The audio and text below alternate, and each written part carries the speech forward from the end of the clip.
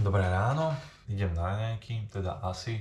Každopádne by som chcel dneska porozprávať aj niečo o tom, ako sa stravovať na bicyklovačke, či si brať varič, alebo si nebrať varič a podobne.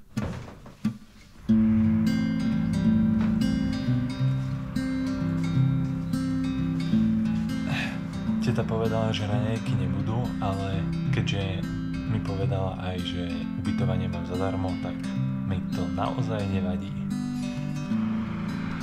Tu v tej krčmičke za mnou som sa včera zastavil a získal najprv čaj a potom aj ubytko. Čo je asi najdôležitejšie pri jedení, je snažiť sa nakúpiť si vždy tak, aby vám to jedlo neostalo navyše potom.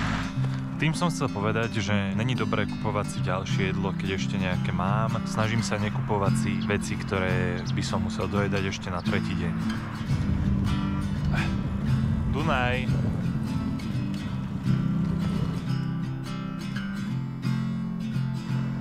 Inak musím podotknúť, že tá cyklotrasa z Bratislavy do Passau je naozaj v skutku príjemná.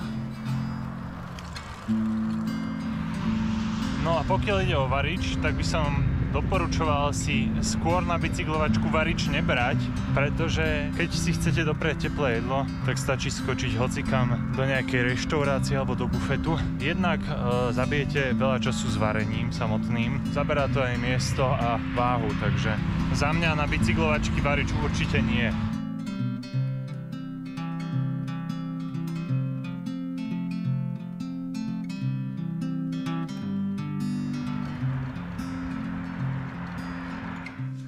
Keďže som nenašiel žiadne ubytko, tak dnešná noc bude trošku drsnejšia. Našiel som si zastávku, ktorá je ale dosť od ruky, takže nechodí tu ani tak veľa aut a není ma na nej vôbec vidieť. Ani tu nefúka vietor, je taká celá uzavretá, takže to bude hádam celkom fajn.